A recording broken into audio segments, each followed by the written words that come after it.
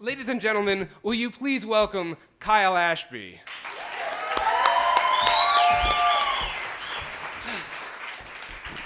So I don't know about you, but mostly in my life, I've enjoyed having sex in the privacy of my own room.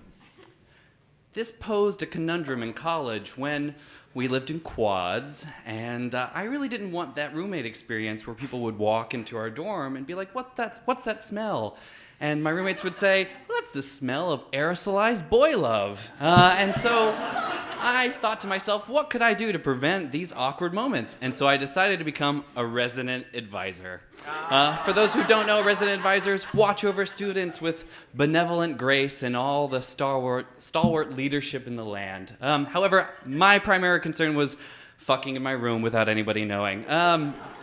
And so the way that worked is that I became a resident advisor, and I went up to my housing director, who was a very mean gay man who was notorious for posting pictures of himself on Craigslist with Disney princess dolls sort of precariously placed in the photo. And so I was like, I could take a gamble here, and I decided to say, here's what I would like to do. I've been involved in the fetish scene for a couple of years, and I think it would be a really wonderful educational opportunity in this liberal arts campus that I went to in Jupiter, Florida, a lovely little ashtray of a town where such stand-up characters as Celine Dion and Tiger Woods and the eccentric Tori Amos sometimes live. And I went to him and I said, I would really love to take freshmen to this Halloween fetish party down in Fort Lauderdale. And he was like, I think that's a terrible idea. And I said, here's why I disagree, because I don't know what else to do. And so I convinced him that somehow this had to do with sex education and broadening horizons in a college environment. He went, I think this will fail. And I went, you're probably right, but I don't want to put in much effort because I'm too busy having sex in my room. And so I put in absolutely no effort. I was like, I'll put up a poster, and I didn't. I'll talk to people about it, and I didn't. And I think I vaguely mentioned it to a couple of friends, like, yeah, I'm doing a program. I'm taking people to the fetish party down in Fort Lauderdale. And then I got ready. It was Halloween night, and I was dressed as an English schoolboy, and I had a little newsy cap on and tight little underwear that said Howard's End on the back, because E.M. Forster jokes really kill at fetish parties, I found. And I thought, I will go with a couple of friends in my shaggin' wagon, a Hyundai Elantra 2000. And I will take whoever shows up, and we'll go down and have a good time and get back before sunup, because in Florida you can stay out later than 2 a.m. Way to go, Florida. And so I went to a college with about 150, 200 kids, a very small school, and I expected 2 or 3 people to show up. And so we're in the, there's 2 dorms on either side, and I was in the courtyard in my little English schoolboy outfit, like, yes, it's a normal day for me.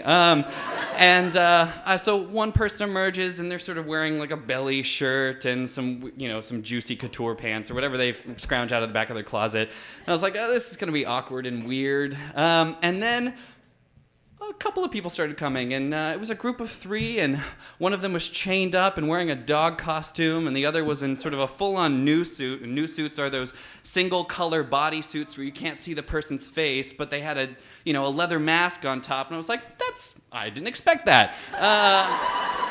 And then more awkward, barely 18 bodies came out of the dorms, and all of a sudden, there were 30 freshmen in probably the most obscene fetish gear. I didn't even have it in my closet, and I'd been involved for a couple of years, and there were just people crawling on all 4s, and there was somebody with an e-stim machine on their penis, and I was like, you're 18, this is fantastic!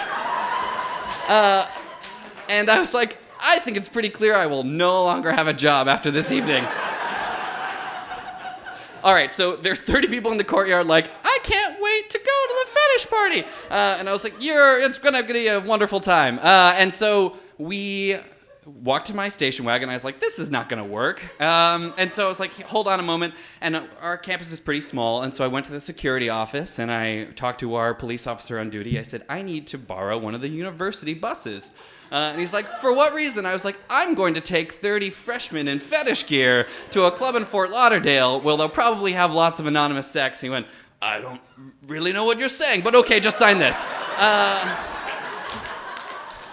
And so I got the bus, and By bus, I mean that our university was sponsored by old Jewish people, and so there was a bus for old Jewish women who wanted to come to the college and learn about whatever they felt like learning about. But it was sort of decked out and nice, and so, I, with the lack of a bus license, so in our university we called them vans, I got them onto the bus, and first stop, the Olive Garden. I had planned on taking a couple of people to the Olive Garden because I had a friend who worked there. So instead, I took 30 freshmen to the Olive Garden and said, "Can we have unlimited soup and salad, please?" And the waitress was like, "I just want a tip at the end of this evening. I don't really know what's going to happen." But let me tell you that you should never deep throat the breadsticks because the garlic oil really burns.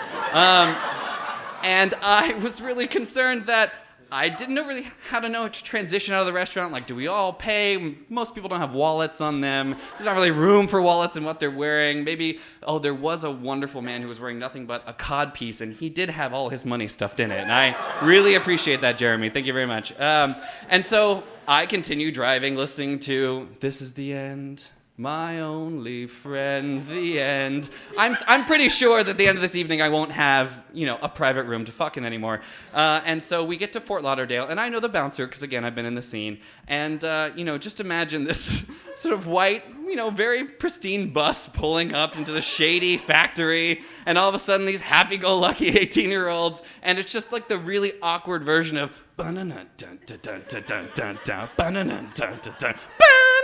and so we enter the club, and he doesn't card anyone, because I figured he just wants to, let's take this evening beyond the pale. And so it's 18-year-olds with free access to booze, and let's describe the fetish party to you. It is a multi-level factory space where there's plenty of public sex going on, but it's a Halloween party for the normals. And so people who want to be a sexy nurse or like a really rugged car mechanic can go to the fetish party and have a good time and sort of mild kinky fun. And so, but there's still like Jen and the Jenner Torturers, who was the premier heavy metal band that specialized in water sports on stage. And so they were performing, and there was a dance area, and so I was like, "You all go have fun, you youngsters. I'm gonna sit at the bar all night." And so I sat at the bar and vaguely kept an eye on them and realized that there wasn't really a point to doing that at all. So I just focused on the bartender. But I have needs. And so I got bored and started walking around, hypothetically to go to the bathroom. And then in my little English schoolboy outfit, I catch the eye of Ron, who is dressed as a sexy butler? I'm not really sure what was going on. It was like tails, but it was like sexy tails. There wasn't really any pants going on. And so we do that thing where you walk around in a circle, sort of eyeing each other, and then we get together and be like, "Hey, how's it going? You wanna dance? Sure." And so we go to the dance floor, and then we sort of migrate towards this metal cage. And so there's this metal cage that says, "That's the perfect spot for me because I'm an exhibitionist." And at this point, I don't give a shit what I'm going to do at this fetish club. And so we get into the cage and we begin dancing and grinding on one another. It's sexy and fun, and I'm sort of vaguely keeping an eye on all the 18-year-olds like, "Yeah, water sports on stage, woo!" So we begin making out, and then all of a sudden I hear this clang, and all of a sudden the cage door has closed, and a sort of fairly obese man in a Superman costume has put a padlock on the cage. And I was like, "That's awkward and weird. I would prefer you not do that." And he's like, "Absolutely not. Get ready for fun." And all of a sudden he clambers on top of the cage, and I'm hoisted 50 feet in the air in a cage with this random sexy butler. And I was like, now I have an excellent vantage point to look over all of my students. Thank you. And so we continue to dance, and I'm sort of enjoying the novelty and the story that will come out of this 5 years later at the Mystery Box show. And all of a sudden he's like, "You got to do more if you want to get out." And I was like, "I will certainly dance more." He's like, "That's not what I meant." And he pulls out a video camera. And so I'm like, "I would prefer you not do that," in so much as I said, "Fuck you, Superman, let me out of this cage." And he's like, "Absolutely not. What are you going to do about it?" I don't know why he was a bro. He probably wasn't. He was probably just this guy in a Superman costume at a fetish factory. So he's like, I was like, "Fine." So I look at Ron, who, meanwhile, while we were dancing, like, "By the way, I'm straight." And I went, "Of course you are." And so I turned to Ron, I was like, "You want to do this?" And he's like, Sure. And so he takes off his sexy butler underwear, and I start to give him a blowjob, but it's really an angry blowjob. I'm sort of really pissed at this Superman who's making me blow somebody in a cage while I'm supposed to be the charge of 30 freshmen in fetish gear.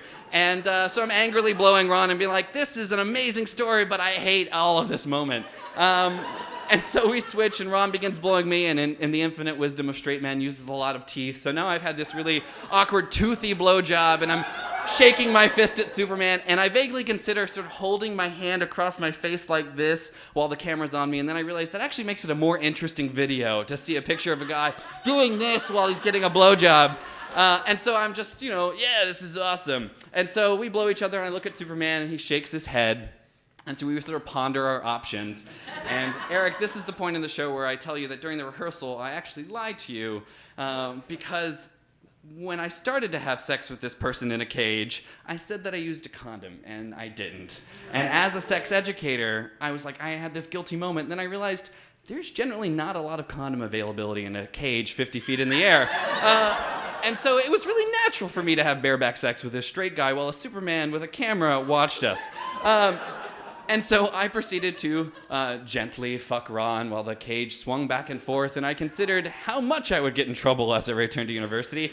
And this went on for a little bit, just a while. And we eventually, Superman was like, you've met the requirements, you may leave now. And so they bring us down on the ground level, and we get out, and we're like, sure, whatever. And so Ron's like, you want to continue? And at this point, I'm like, what else could we do? And so if you haven't done this yet, you should totally find a time to have really public sex on top of a really old pool table while lots of, older people watch you just sort of rutting on top of this old felt. And so I'm having sex with Ron more, and at this point, I just don't give a shit. And I'm really going to town, but I'm not really, getting close to climaxing, but it's really just sort of passionate and hot. This is something I would enjoy doing in my off time, but I'm on the clock, and so I have a mission. So, I eventually finish inside of Ron. I am a sex educator, and I apologize for that. So I finish inside Ron, and then with all the gusto I can muster as this super macho gay dude with Howard Zen on his ass, I look around, and there are all 30 of my freshmen.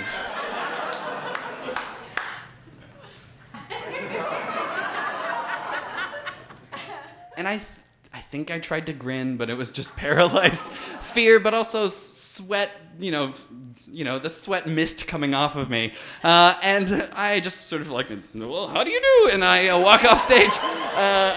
And by the stage, I mean a pool table. And I'd say, pleasure to meet you, Ron. And I go away. And I go back to the bar and pretend like nothing happened, because nothing did. And so eventually the club closes at like 3, 4 a.m. and I make sure all of them, although slightly drunk, are back in the old Jewish lady bus, and we begin to make our way back, and I'm saying nothing. You guys have a good time? Oh yeah, we did. Okay, great. And I'm just like, I don't know what I'm gonna say. Am I gonna be proactive and go to my boss and talk to him about this, or no? And then I don't say anything. I just sort of drive the bus home, and it's an hour and a half drive, and the sun is coming up and burning my eyes, and I'm sure that's part of the sex sweat as well. And I'm just like, you know what? I did this. Let's move on. If I'm not going to be an RA anymore, I can still have a good life, and I can still sort of put a towel under the door if I'm going to have that much vigorous sex with my roommates in the quad. And then, the next day comes around, and I talk to my boss. He's like, it sounds like it was a really successful program. And I was like, you're right, Sean, it was. And I assumed that, the other shoe's going to drop, and it doesn't. It's a regular sort of check-in meeting. Good job on your program. I can't wait to put it on our annual report.